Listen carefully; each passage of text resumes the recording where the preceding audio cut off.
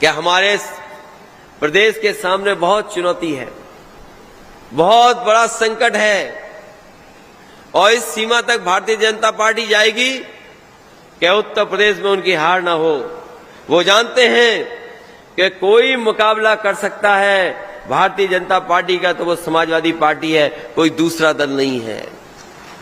इसीलिए सबसे ज्यादा अन्याय का सामना भी अगर किसी को करना पड़ रहा है तो वो हमारे समाजवादी कार्यकर्ता और नेता हैं जिनके ऊपर अन्याय का सामना करना पड़ रहा है।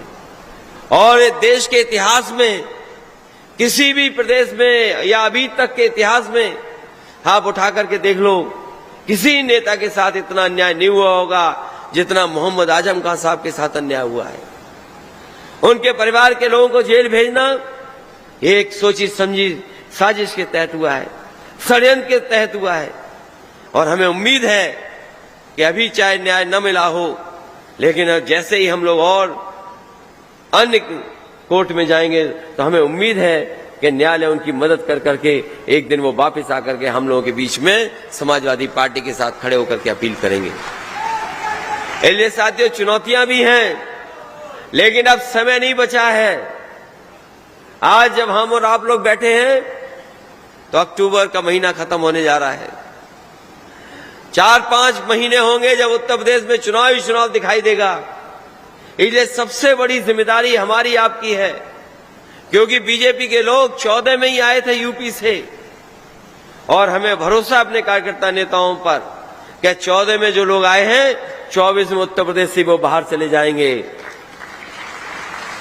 हमने कहा कि आगरा लखनऊ एक्सप्रेसवे और इस गंगा एक्सप्रेसवे में यही फर्क है कि जो कुछ मुनाफा हो रहा है आगरा लखनऊ एक्सप्रेसवे में वो सरकार के खजाने में जा रहा है, और जो गंगा एक्सप्रेसवे में मुनाफा होगा वो किसी उद्योगपति की जेब में जाएगा। यही फर्क है गंगा एक्सप्रेसवे में और आगरा लखनऊ एक्सप्रेसवे में। जब मैंने उसे बताया कि आगरा लखनऊ एक्सप्रेसवे में जो मुनाफा होगा सरकार का, जो टेंडर हुआ है टोल का इकट्ठा करने का, वो प्रतिदिन 1 करोड़ से ज्यादा रुपए का है। सोचिए, 1 करोड़ से ज्यादा रुपया प्रतिदिन सरकार के खजाने में आ रहा है। वो सरकार का एक्सप्रेसवे है। और भाई गंगा एक्सप्रेसवे में हो सकता है प्रतिदिन टोल 1 करोड़ से ज्यादा आए, वो सरकार के खजाने में नहीं जाएगा, वो किसी प्राइवेट उद्योगपति के जेब में जाएगा। यहां सरकार का खजाना बढ़ेगा, उधर उद्योगपति का खजाना बढ़ेगा। यही फर्क है समाजवादी पार्टी में, यही फर्क है भारतीय जनता पार्टी के काम करने के तरीके में। अभी आपने सुना होगा विधानसभा में मुख्यमंत्री जी कह रहे थे कि हमने इतने रोजगार दिए, इतनी नौकरी दी हैं कि आज उत्तर प्रदेश में जो बेरोजगारी दर है वो 4% रह गई है। अगर हम उस गणित का हिसाब किताब लगाएं तो मुख्यमंत्री जी के कहने का मतलब है कि 100 में केवल 4 बेरोजगार बचे हैं, बाकी सबको नौकरी या रोजगार दे दिया है। क्या ये सच्चाई है? बताओ आप सब लोग। किसी गांव में चले जाएं, हो सकता है उस गांव में 100 के 100 बेरोजगार हों। ये सरकार कह रही है कि 100 में 4 बेरोजगार हैं, लेकिन सच्चाई ये है किसी गांव में चले जाओगे आप तो 100 में 100 बेरोजगार होंगे। उनके पास न नौकरी है, न काम है, न कोई भविष्य में उनके पास रोजगार का इंतजाम है। और अभी ठीक ही कहा लालजी वर्मा जी ने कि बीजेपी वाले ये प्रचार करते थे कि समाजवादियों की सरकार बनती है तो केवल एक लोगों का भला होता है। और मुख्यमंत्री जी ने तो सदन में आकर के न जाने कहां से फर्जी एक सूची दिखा दी हम लोगों को और कहा कि इसमें देखिए कितने एसडीएम हो गए एक ही जाति के।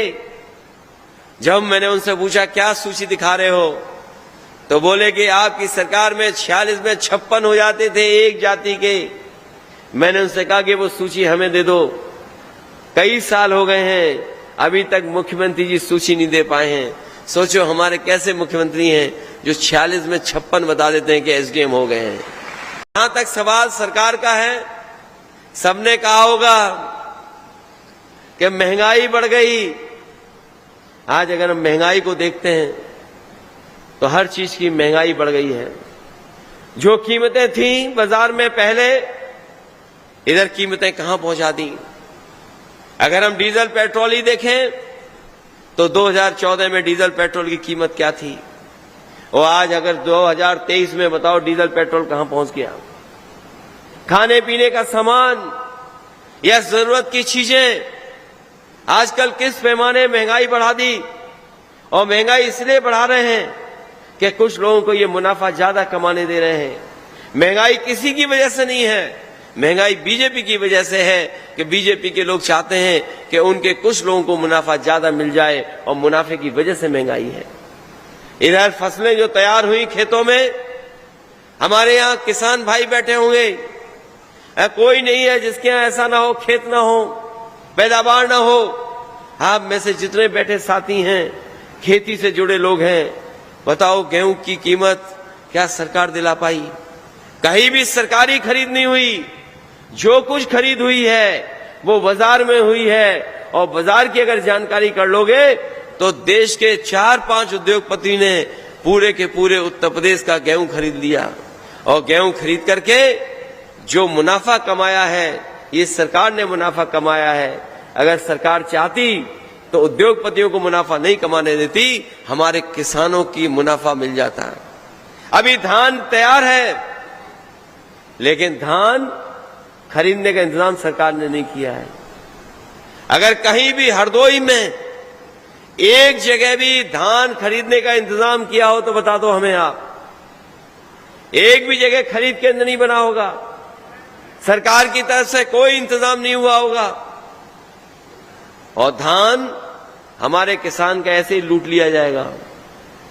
अभी जिसका धान तैयार भी हो गया होगा उसको कोई कीमत नहीं मिल पा रही होगी।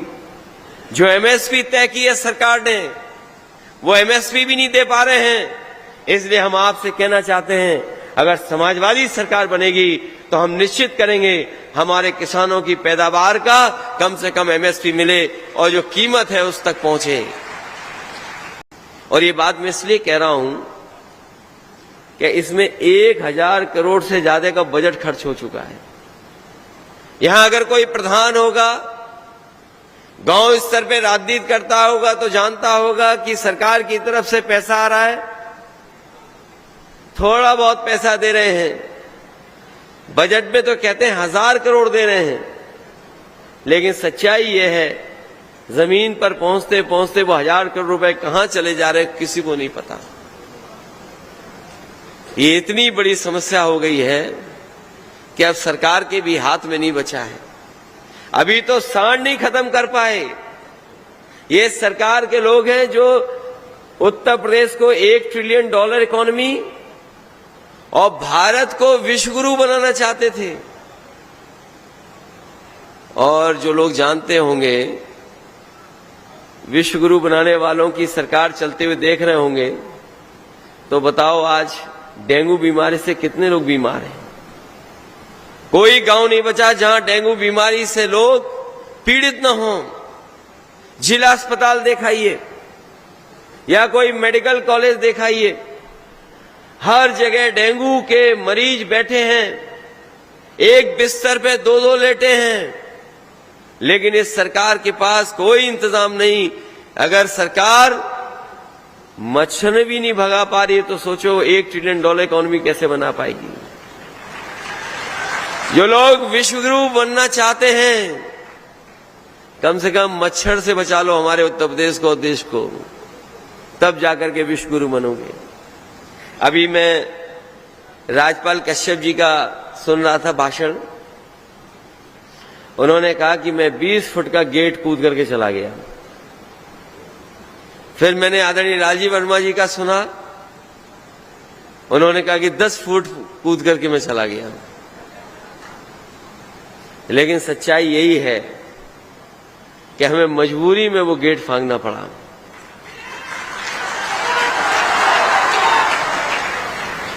जो लोग समाजवादी इतिहास को पढ़े होंगे, जानते होंगे, जयप्रकाश जी ने कभी आह्वान किया था संपूर्ण क्रांति का, और संपूर्ण क्रांति का आह्वान कर करके पूरे देश को एक कर दिया था। सभी राजनीतिक दल एक हो गए थे और उस समय जो सरकार थी उसके खिलाफ खड़े हो गए, और संपूर्ण क्रांति का नारा इतना जमीन पर पहुंचा कि उस समय की सरकार दिल्ली से हट गई। उन्होंने उस समय लोकतंत्र को बचाया था। गरीब किसान और जो चरम सीमा पर महंगाई थी, बेरोजगारी थी और चरम सीमा पर भ्रष्टाचार था, उसको हटाने के लिए संपूर्ण क्रांति का नारा दिया था। उन्हीं के नाम पर नेताजी ने कभी जेपी इंटरनेशनल बनाने का सपना देखा था, और उस सपने को अगर किसी ने पूरा किया था तो हम समाजवादी लोगों ने न केवल जेपीएनआईसी इंटरनेशनल सेंटर बनाया था, बल्कि देश में मैं कह सकता हूं किसी नेता के जीवन पर इतना अच्छा म्यूजियम नहीं बना होगा जो समाजवादियों ने लखनऊ में म्यूजियम बनाया था। इस सरकार ने उस म्यूजियम में हमें जाने नहीं दिया जहां पर जयप्रकाश जी की प्रतिमा थी। उस दिन जयंती थी उनकी, बाहर गेट बंद कर दिया, टीन शेड लगा दी, ताला लगा दिया। हमारे पास कोई रास्ता नहीं था।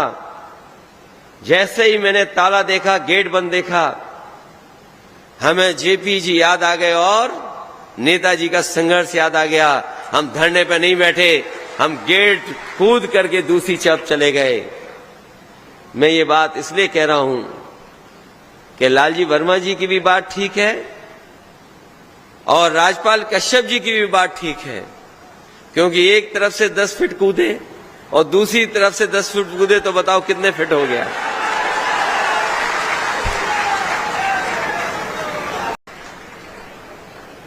मैं सोच रहा था कि हरदोई में कौन सी बात कहां से शुरू करूं। कल हम लोग शाहजहांपुर से चले और हरदोई आपके बीच में पहुंचे हैं। शाहबाद में ऐतिहासिक कार्यक्रम बबू खां साहब और समाजवादी पार्टी के साथियों ने किया। मुझे लगता है न केवल शाहजहांपुर, हरदोई में ये नई कोई यातायात व्यवस्था शुरू हुई है जो हमारी ट्रैफिक का इंतजाम देख रही है। शायद इतने कभी जानवर हम लोगों ने सड़कों पे नहीं देखे होंगे जितने आजकल हम लोग जानवर सड़कों पे देख रहे हैं। मुझे लगता है सरकार ने कोई नई भर्ती की है ट्रैफिक व्यवस्था को बनाने के लिए। वैसे तो हरदोई का पौराणिक महत्व भी है, बहुत सारी ऐतिहासिक घटनाएं भी हैं।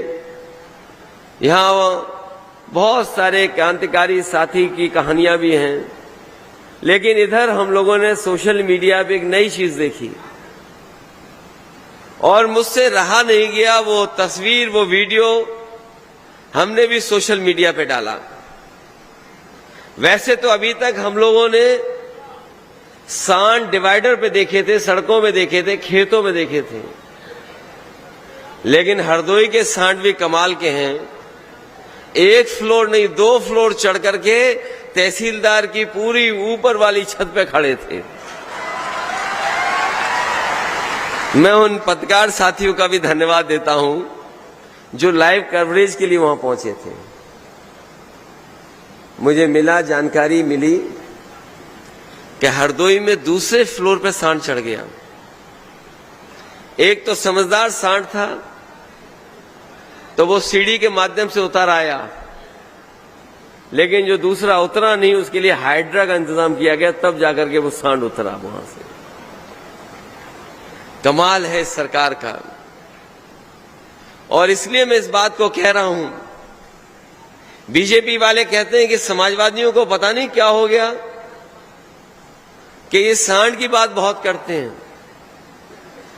मैंने एक बार विधानसभा में वो सूची दी सरकार को कि कितने लोगों की उत्तर प्रदेश में जान जा चुकी है केवल सांड और जानवरों से। और मैं ये दावा करता हूं पूरे देश में नहीं दुनिया में अगर जानवर के टकराने से और सांड के मारने से अगर कहीं सबसे ज्यादा जान जा रही है तो वो उत्तर प्रदेश है।